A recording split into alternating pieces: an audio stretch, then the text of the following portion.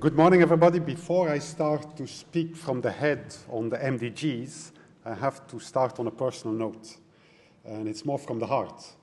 40 years ago, when Trócaire was created, there was a young architect from Lima, Peru, who spent the summer working in Dublin, and she worked at the Office of Public Works, and her office was right across on Stephen's Green. Now, 40 years later, as I'm going to speak about MDGs, we have been married for 30 years. It's amazing. We didn't meet in Dublin. We met in West Africa, in Côte d'Ivoire. So you see, God's ways are very mysterious. As we see on the first slide here, the MDGs, we have two surveys I'm aware of that actually ask to stakeholders, what do you think of it?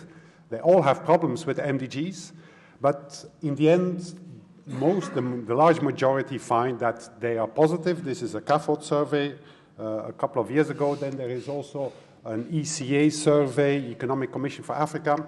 Similar conclusions were being drawn. So when you look at those surveys, you wonder, and I in particular, since I've had the criticism, valid criticism, for more than 10 years now, you wonder how come, despite all the criticism, that they are still being considered as useful. Yeah? And I believe there are a few characteristics that explain their staying power. And the first one is clarity. They are clear. Everybody can understand them. Anybody who walks here in front of St. Stephen Green will understand what they are meant. Getting girls in schools, reducing maternal mortality, this is pretty obvious and clear to everybody. They're also concise. Yeah? There are not too many, although they are a mouthful, but they are at least less than 100. As the keynote speaker said, that may be the next installment that is awaiting us. The third one is they are measurable.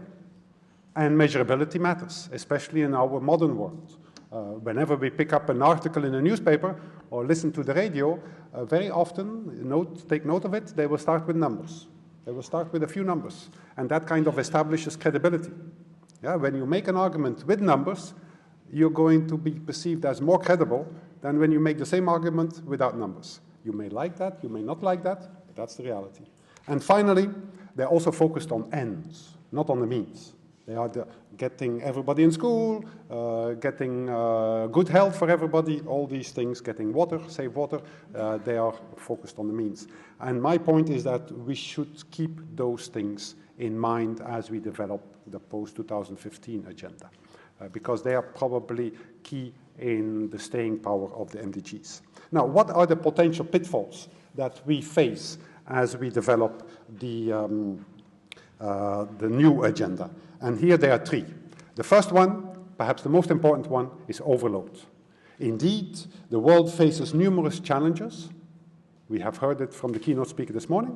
Pretty overwhelming, actually, for most of us. The question is, how do we bring them into a global agenda without overloading that agenda?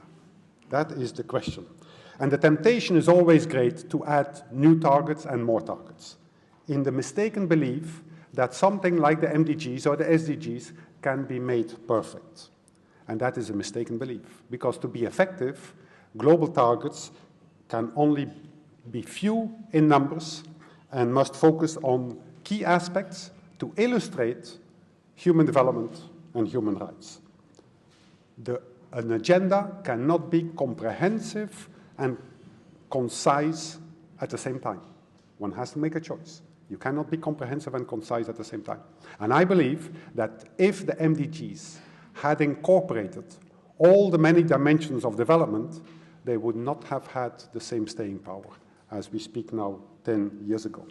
And so to avoid overload, I suggest a very simple rule that anybody who wants to add a new target should indicate which target we should delete.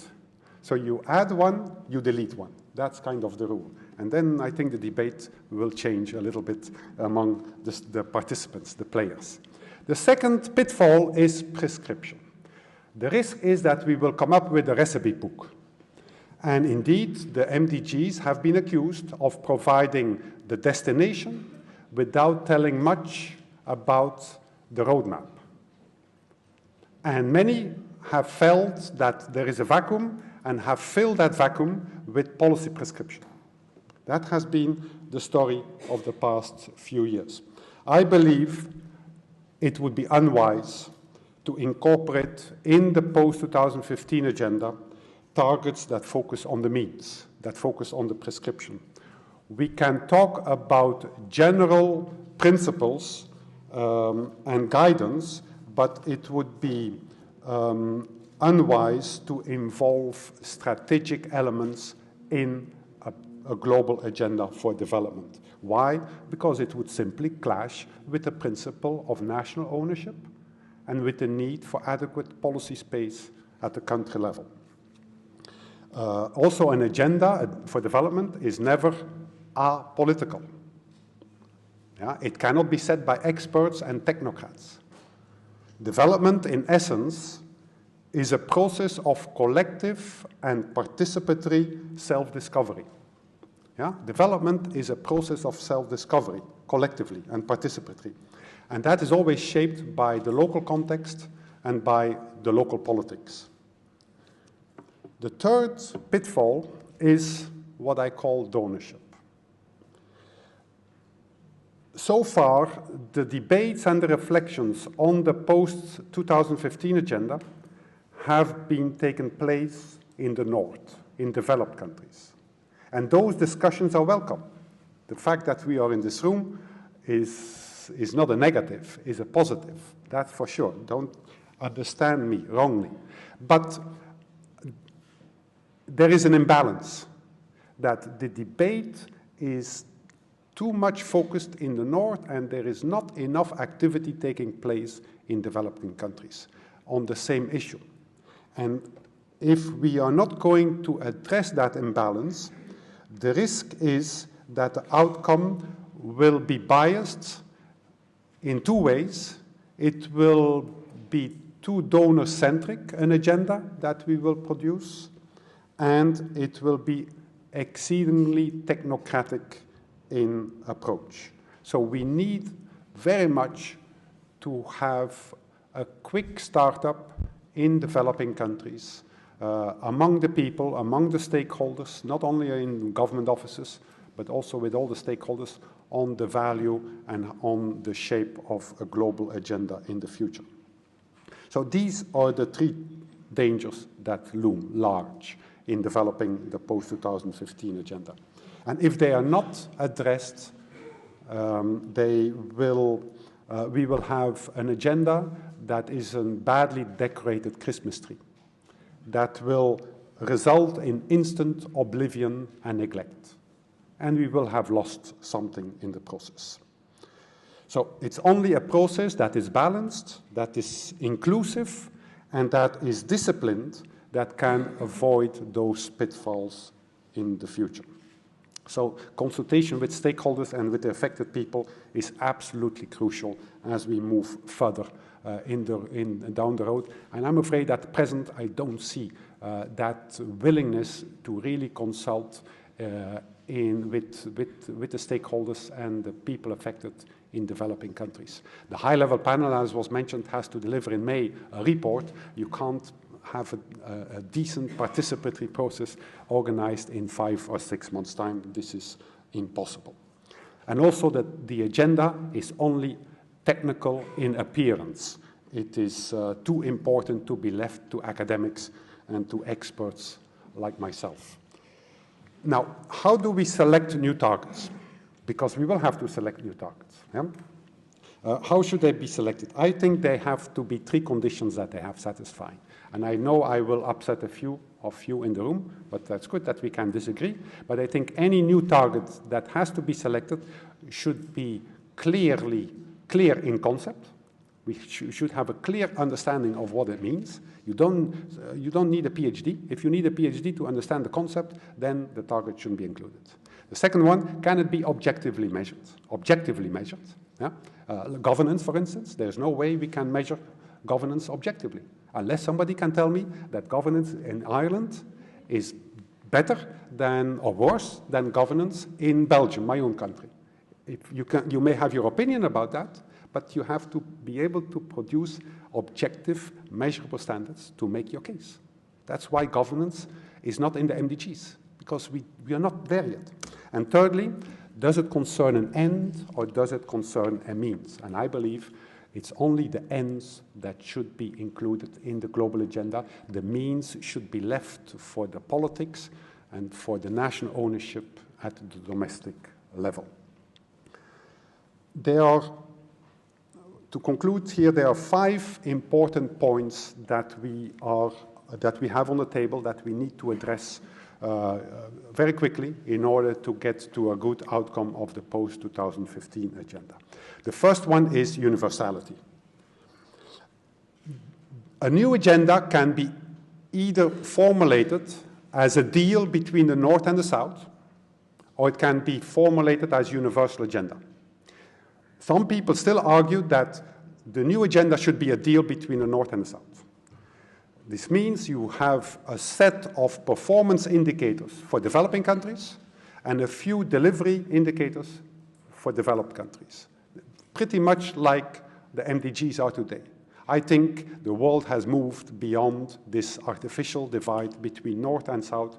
We have the emerging economies and we have the submerging economies. Right? Yeah? And you live in a submerging economy, I live in a submerging economy.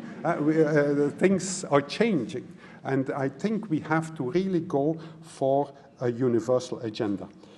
Because development is not just about reaching certain targets. Development is essentially about ensuring that every citizen in the country enjoys a decent life in dignity. And I believe no country has ever achieved that yet. So in that sense, all countries are still in development. Of course, not all aspects of the agenda will be universal, but many targets will have a universal scope. Nutrition is a case in point. Next time we set a goal for nutrition, it should not only be about hunger and underweight, but as we saw from the keynote speaker, it should also be about overweight. And actually obesity is not only an issue of developed countries. It is, if you go to China, China is as much faced with obesity as it is faced with underweight. And so we have to include as much as possible the universal aspects in development. Climate change is the case in point. We just saw it so overwhelmingly. It's a universal agenda. Youth unemployment is a universal agenda. No? And gender discrimination is a universal agenda. If you don't believe me, look at the portraits in this room and the next one, and you will be convinced that we have a problem at hand. Right? The second one is sustainability. The current debate has to stop because we have an artificial division between the SDGs and the MDGs, and they are creating 2 camps. The environmental group is for the SDGs, and the poverty group is for the MDGs. And it's unhelpful. It's divisive, and it doesn't get on.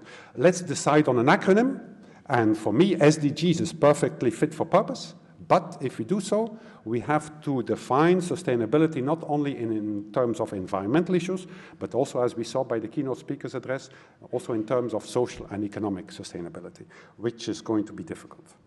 Third one is inequality. We have heard it just now. It is no exaggeration, I believe, to argue that we are going to miss the MDGs in 2015 because of growing inequalities. That's not an exaggeration, that's the issue. It's not because of lack of foreign aid or only good governance, lack of good governance. It is because of inequality. In too many cases, we have still systemic factors that keep people backwards. Either it is their gender, it is their ethnicity, it is their birthplace, it is their mother's level of education, it is their father's occupation. Those factors still very much shape too much individual progress. And in the debate on the post-2015, the issue on inequality is one of the rare areas where there is agreement. In this whole confused debate on inequality, almost everybody at the table agrees that inequality has to better It has to be better captured next time around. The issue is, how do we do that?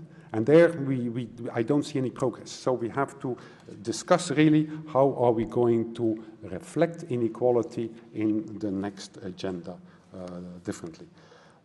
That brings me to human rights, because inequality is systemic discrimination that is taking place in human development in the world. And human rights is an issue for which the MDGs have been severely criticized over the past 10, 15 years. I want to reiterate again that MDGs do include social and economic rights, not in terms of legalistic verbs and words, but in terms of numerical targets. Civil and political rights are not included because I believe they still lack the conceptual clarity and the objective measurability to be included in a set of numerical targets. Targets are different from rights, yeah?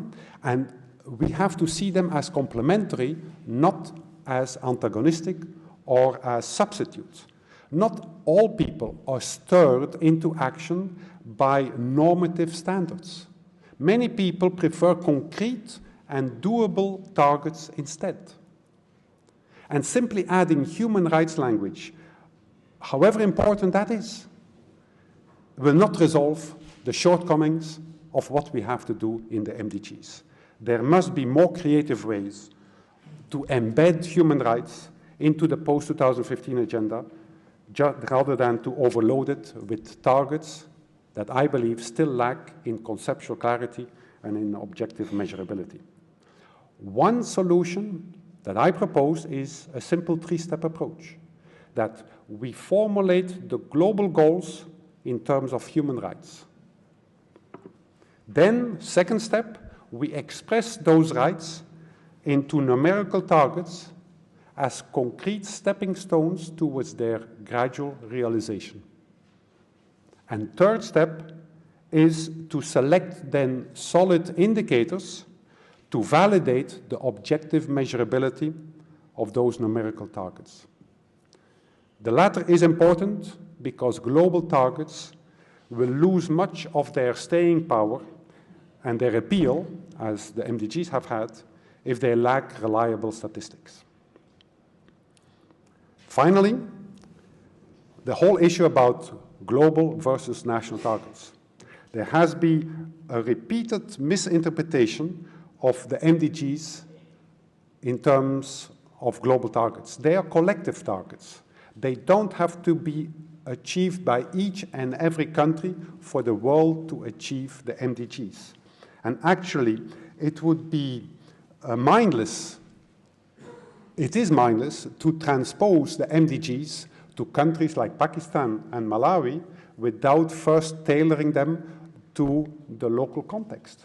Because if you do that, you are negating the history of those countries, the endowment of those countries, and the challenges that those countries face. So the post-2015 agenda, much more than the MDGs, must make clear the distinction and the complementarity between global targets, which is the essence of a global agenda, but that they don't necessarily mean that they have to apply equally to each and every country in the same way.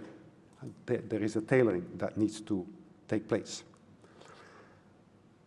As I conclude, the task before us is humongous, because we need to have a global agenda that is clear, objectively measurable, and universal in scope, based on a truly inclusive process. All the players will have to rise to the challenge.